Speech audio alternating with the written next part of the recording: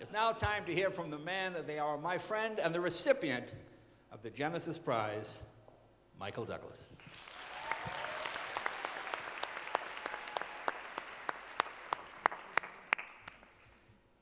Thank you. Thank you, Prime Minister Netanyahu and everybody on the prize committee. It's good to be home.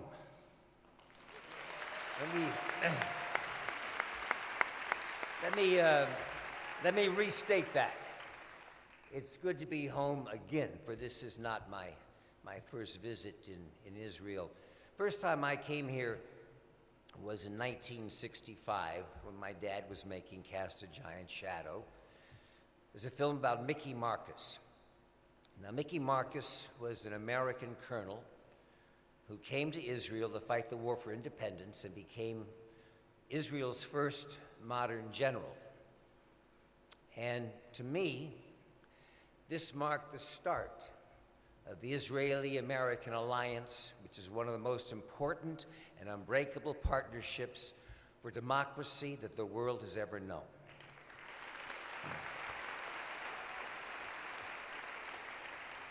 My journey to this stage was a long time in the making. But along the way, there have been a number of key moments and people in my life that have pointed me in the right direction, and that led me to be able to say those 4 words with great pride: I am a Jew.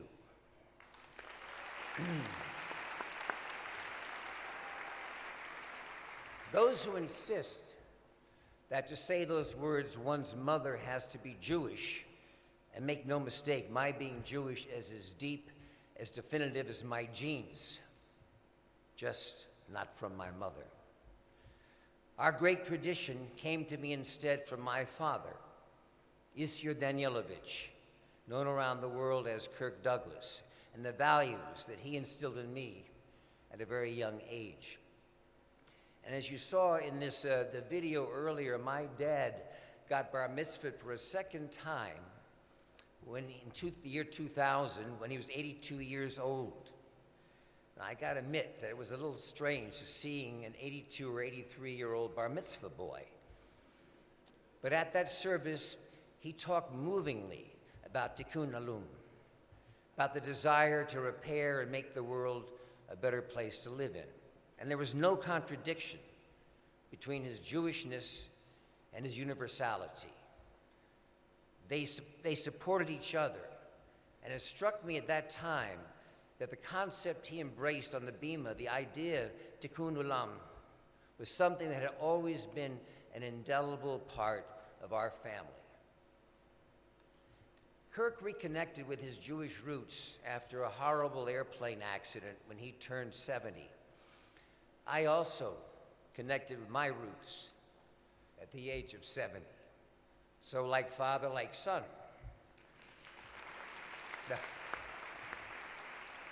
Except in my case, it could be said, like son, like father.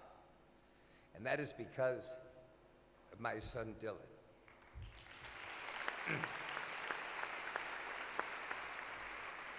Although Catherine and I do not keep a religious household, 3 years ago, Dylan developed through the Friends a deep connection to Judaism.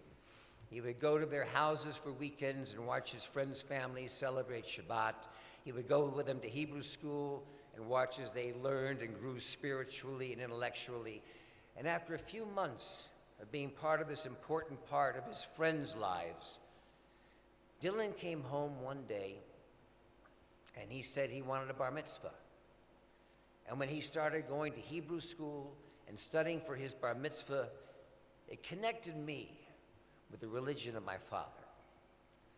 Dylan brought the spirit and teachings of Judaism into our household, and it touched Catherine and me. It moved us. It made me think, and it made me strong. And for that, Dylan, I will always be grateful.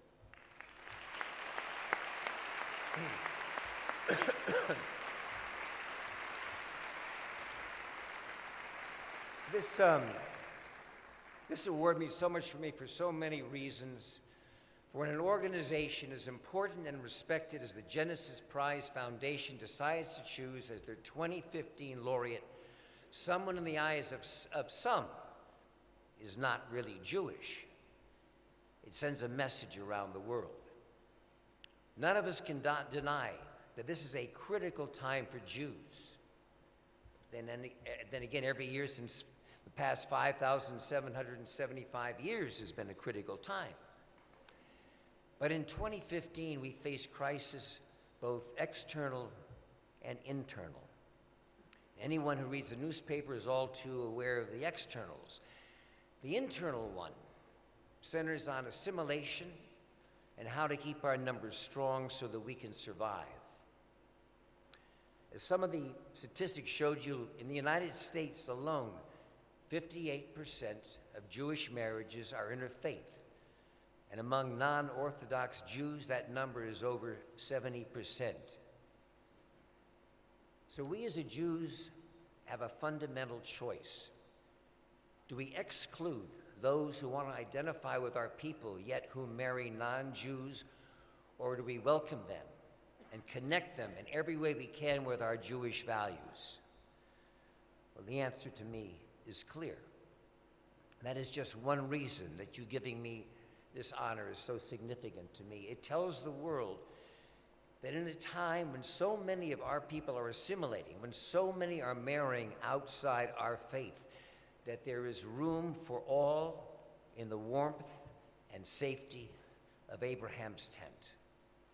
Inclusiveness and tolerance are Jewish values too. Abraham and Sarah were not exclusionary. They welcomed strangers to their tent.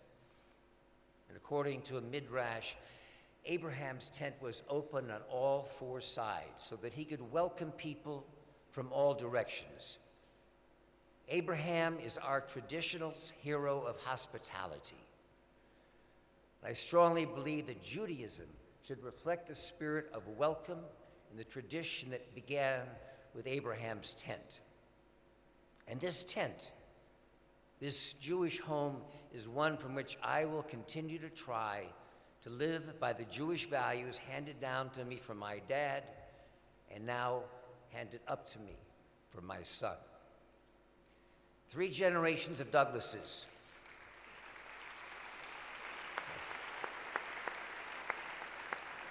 The 3 generations of Douglases, from Kirk at home to Catherine and my kids Dylan and Karis, who are committed to keep working to repair the world.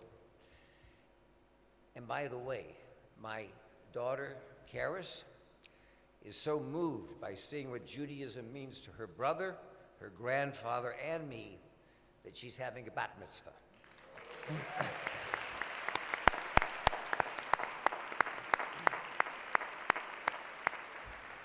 Catherine and I are planning it day and night. It's going to be next May, if my next movie does okay at the box office and we can afford it.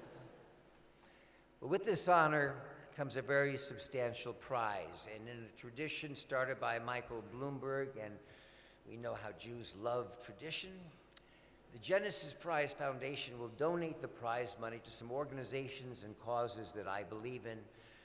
The first of several grants will go to an initiative at the Jewish Funders Network to encourage philanthropy and acceptance and sharing the Jewish faith with intermarried couples and their families.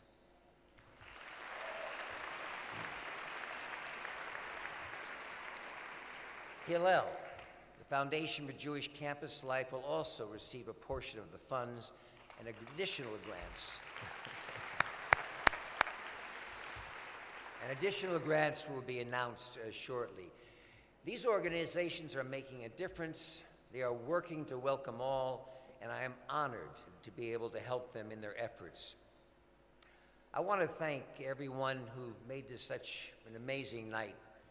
Prime Minister Netanyahu, Speaker of Knesset, Chairman of the Prize Committee, Yuli Edelstein, Chairman of the Selection Committee, Nathan Sharansky, Chairman and co-founder of the Genesis Prize, Steve Polovet, the entire Genesis Prize team. And of course, I want to single out and give a special thanks to a man who is not only the Genesis Foundation, but also is a true humanitarian and role model, Michael Friedman.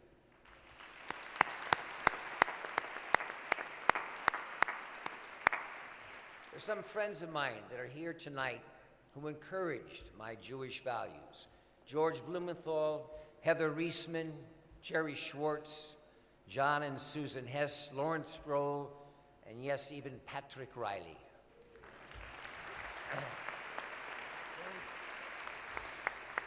Most of all, though, I want to thank Catherine, Dylan, and Karis.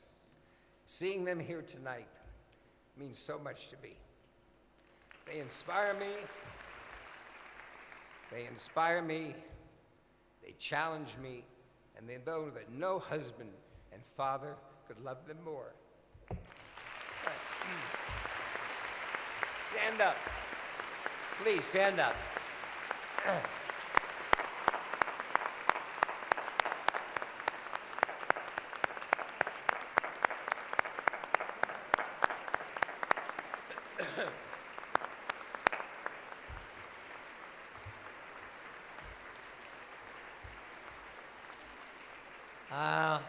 Sorry, darling, I knew I was going to lose it. Mary, thank you. You may have recognized the voice of the actress who narrated the video. I thought it might be nice to have an Academy Award-winning and Tony Award-winning actress on the voiceover, and luckily I'm married to one. Catherine, thank you for doing that and for all your support, not just in getting ready for this ceremony, but everything in my life. And I'd like to thank Bara Felly and Jay Leno for being such a great MC, right? And I know I've got to wrap this up. I better wrap this up because he's probably got another gig at the Tel Aviv Laugh Factory tonight. So now the two greatest words of any speech in conclusion. I leave you with my thanks, my respect, and a challenge for all of us, that we leave here, we should remember that to repair the world, we must be able to see it. And to do that, the tent flaps must be open so that we can look out and see what is needed to make our world a better place. Those tent flaps must be open so that all who come in and join our tribe know that they are welcome.